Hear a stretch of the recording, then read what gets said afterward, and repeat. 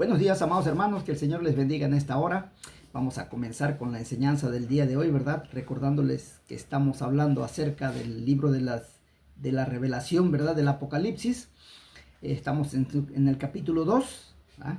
Hablando acerca, como tema principal, estamos hablando acerca de las cartas, ¿verdad? Las 7 cartas a las 7 iglesias.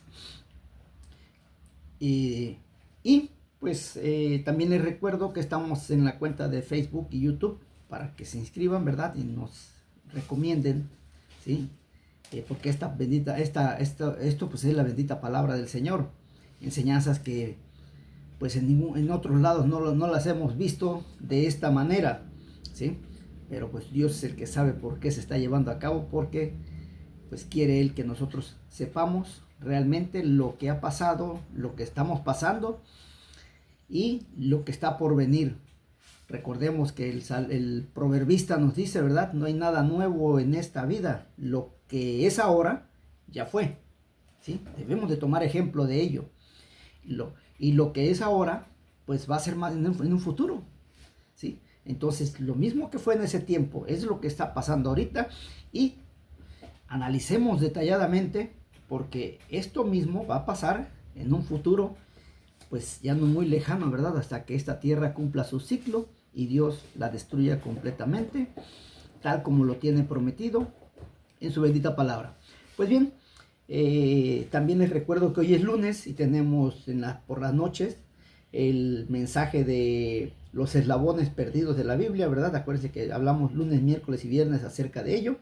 Y hoy tenemos un bonito tema en la noche. Entonces, pues bien, vamos a comenzar. Les recuerdo que estamos hablando de la tercera iglesia, la llamada Pérgamo.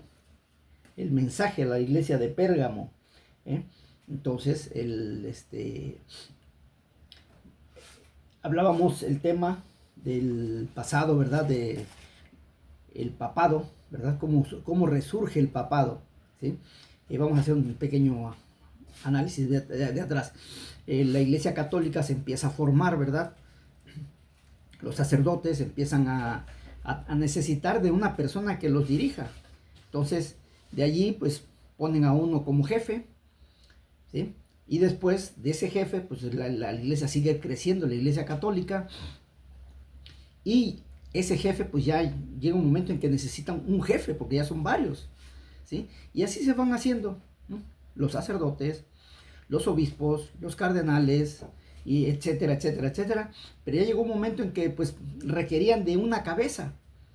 Y entonces ellos hacen su reunión, ¿verdad? Su junta. Y determinan poner a una persona como cabeza de ellos, simulando que esa persona es la representante de Cristo aquí en la tierra, al cual le ponen como nombre el Papa, ¿sí? Entonces ya conocemos también la historia del Vaticano. Y este hombre es el que al rato, pues, ya posteriormente, ¿verdad? Este hombre lo que dice es lo que se tiene que hacer, porque pues en él se supone que está la palabra de Dios, ¿sí? Pero tiene un fin, ¿verdad? Y es el fin que estamos viendo y vamos a ver todavía su accionar. Por eso les digo que tengamos mucho cuidado al tocar estos temas, ¿sí? Pónganse en ayuno y oración, porque lo que aún viene es lo peor, O sea, esto apenas es el comienzo de lo peor, de lo malo y de lo peor, si podríamos considerarlo de esta manera. Ahorita estamos en los tiempos lo malo, pero viene lo peor. Entonces, pongámonos en consonancia con las Sagradas Escrituras. Volvamos a las sendas antiguas, a la vivencia de las Sagradas Escrituras, que son nuestra guía. Pues bien, entonces así es como aparece la figura papal, ¿verdad? Al apartarse, ahora vamos a ver, ya está el Papa, el que hace la responsabilidad, ¿verdad? De la iglesia, el responsable de la iglesia, el líder, el guía, ¿sí? Pero pues ahora cada quien habla por un lado y por otro. Entonces había que hacer un sistema religioso, y para ello se implementaron los credos y los dogmas, ¿sí? Al apartarse esta iglesia de Jesús, el verdadero Señor, también se apartaron de la Biblia, la verdadera guía, y en lugar de hacer de la palabra de Dios su guía, escribieron credos y dogmas que establecían las doctrinas religiosas en las cuales creían a fines de sus propósitos. Estos credos fueron acordados y adoptados por sus concilios, y aquellos que tenían diferentes ideas a las expresadas en los credos, aunque estas ideas estuviesen en armonía con la Biblia, eran llamados herejías, ¿sí? Si algo no concordaba con lo que el criterio de ellos, aunque estuviera de acuerdo a la Biblia, lo llamaban herejía. En fin, el Papa se exaltó tanto que empezó a creer que, siendo él el jefe supremo, los demás debían pensar igual que él en los asuntos religiosos. En esto se nos revela cómo el hombre de pecado, que levantándose se convierte en el misterio de iniquidad que el apóstol San Pablo mencionó en su libro, pues él era el cuerno pequeño que vio el profeta Daniel y que tenía ojos como de hombre y una boca que hablaba grandezas. Ahora vemos Antipas, mi amigo fiel. Pero los hijos fieles de Dios sabían perfectamente que Jesús y no el Papa era la verdadera cabeza de la iglesia.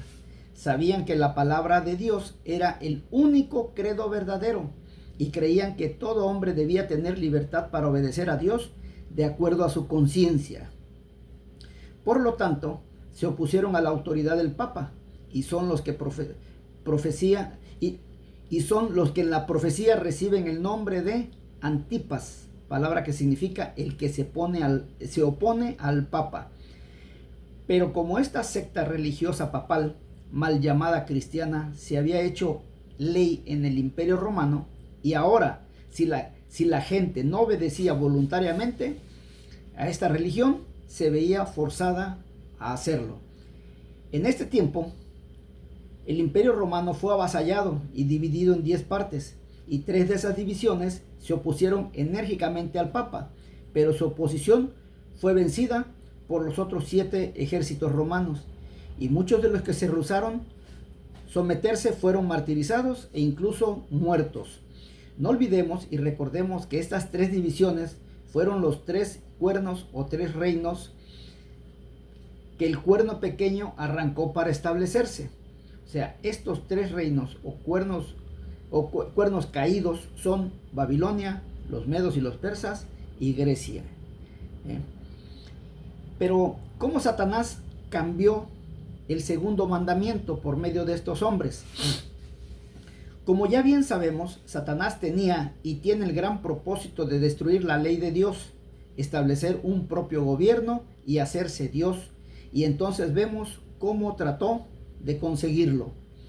Los paganos que se habían unido a la iglesia no querían saber el culto idólatra a los falsos ídolos, pero Constantino trató de agradarles poniendo ante ellos imágenes y figuras, según ellos, cristianas. También estaban acostumbrados a hacer penitencias para, según ellos, calmar la ira de sus dioses, y por lo tanto se les enseñó a hacer peregrinaciones a Palestina. Esas peregrinaciones a Palestina son bonitas, pero cuando ya regresas transformado. Muchos que han ido a Palestina, a la Tierra Santa, a Israel, cuando regresan se sienten dioses, se sienten que anduvieron con Jesús, y ya por ello los hermanos que están aquí, que no han ido a visitar Israel, hay que verlos de aquí para abajo, porque se creen, por haber ido a Israel, se creen santísimos, no santos, santísimos. Por eso muchas veces es más perjudicial, aunque sería una hermosa experiencia, ¿sí? Pero es más perjudicial ir a esos lugares. También estaban acostumbrados, Palestina, se procuraron reliquias de los lugares donde Jesús había vivido o pasado, y se decían que eran sagradas, que poseían propiedades curativas y se vendían a precios enormes. Y todo esto era una violación del segundo mandamiento de la ley de Dios, ¿sí? Entonces, no tendrás dioses ajenos delante de mí, no te harás imagen de ninguna semejanza. Ellos traían pomitos de agua del río del Jordán. Dicen, mira, aquí fue donde Jesús se bautizó. Aquí está la arena de donde Jesús pasaba. Aquí está una piedra de donde estuvo enterrado nuestro maestro. Y tantas tonterías más, que en lugar de agarrarlas como una buena enseñanza, la agarran para idolatrar. Por eso Dios no quiso que el pueblo de Israel conociera dónde tenía el cuerpo de Moisés, si no lo hubieran idolatrado hasta ahorita. Y lo mismo pasa con nosotros, desafortunadamente, aunque conozcamos la Biblia tanto del Antiguo Testamento como del Nuevo, de todos modos, nuestras tonterías hacemos metiendo cosas en los templos, anatemas en nuestros templos. No necesitamos meter agüita, ni necesitamos meter arena de allá de Israel. Basta torpezas que metemos. ¿Cómo cambió Satanás el cuarto mandamiento? Ya vimos cómo cambió el segundo. Por agüitas, por imágenes, por figuras que según él, de Constantino decía que eran cristianas. Representaban a Cristo, representaban a Jesús, representaban ya después vamos a hablar acerca de los apóstoles. ¿Cómo cambió Satanás el cuarto mandamiento? El dios Sol era el principal dios de los paganos. En el Antiguo Testamento se da a el nombre de Baal. En el Nuevo Testamento se le llama Belcebú, príncipe de los demonios.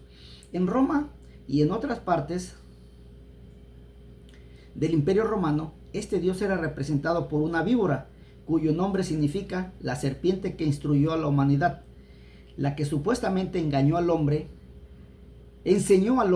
la ciencia del bien y del mal. Fíjense, nada más piensan que la serpiente fue la que le enseñó al hombre la ciencia del bien y del mal. Y este es el gran Dios, el soberano de los otros dioses, la fuente de la luz, calor, gozo y todas las aparentes cosas buenas. Para los paganos era completamente difícil abandonar este abominable culto, y aunque era un culto a Satanás, el príncipe de los demonios, los acompañaban algunas de las costumbres por demás degradantes. Pero, como Constantino quería contar con la buena voluntad y la influencia de sus súbditos,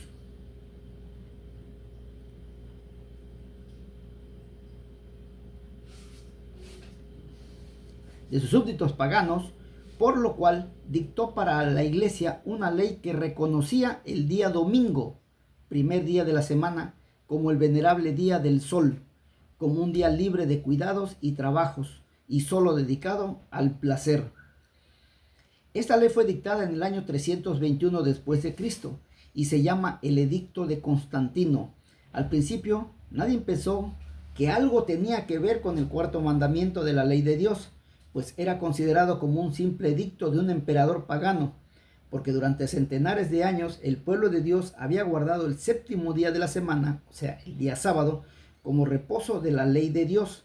Pero como Satanás odia la ley de Dios más que ninguna otra cosa en el mundo, porque sabe que esta ley es el fundamento de su trono, y odia especialmente el cuarto mandamiento, porque es en el que se enseña a toda la humanidad que el Dios del cielo es el creador de todas las cosas, porque Él es Dios supremo y no el sol. El día de reposo. El día de reposo, el último día de la semana, sábado, fue dado al hombre para conmemorar la creación y honrar al Creador, pues su santa palabra dice así: porque en 6 días hizo Jehová los cielos y la tierra, la mar y todas las cosas que en ellos hay. Y mientras los hombres adoren a Dios como Creador, Satanás no podrá conseguir que lo adoren a él. Pero, aunque al principio el día domingo era un día de fiesta pagana, después de un tiempo fue reconocido por la iglesia como día sagrado y día de culto cristiano. No obstante, aunque la gente se reunía de mañana para adorar, por la tarde se dedicaba a sus tareas habituales. Entonces se hizo una ley tras otra para establecer la santidad de este venerable día del sol. Gradualmente, el día domingo llegó a ser observado como el día del Señor y se hizo despectivo el día sábado, último día de la semana, como día de reposo por ser considerado solo para los judíos. Entonces se dictaron leyes que exigían que el día domingo no se hiciese trabajo alguno e incluso infligían castigos a los que lo desobedecían. Al final, el día del reposo cristiano fue cambiado por el día domingo, que ocupó el lugar del venerado día de reposo del Señor. Y así era como el cuerno pequeño que el profeta Daniel vio en su primera visión había de pensar en mudar los tiempos y la ley del Altísimo. Satanás había conseguido apartar poco a poco los pensamientos de la gente hacia la palabra de Dios, la gran ley fundamental del gobierno soberano de Dios, y poner en su lugar una ley propia. ¿Cómo cambió Satanás el bautismo? Ahora vamos a ver cómo cambió Satanás el bautismo. La perversión del bautismo, tal como el del día sábado en la iglesia apóstata, se debió más bien a la tendencia de la gente en busca de sus propias conveniencias en lugar de mantenerse fiel a la palabra de Dios y sus decretos. Fíjense bien, cuando los que debían ser bautizados se hallaban gravemente enfermos, que no podían ser sumergidos en el agua, solo se les rociaba un poquito de agua en la cabeza. No podían ir a los ríos, al mar o algún otro lugar, para ser bautizados. Sin embargo,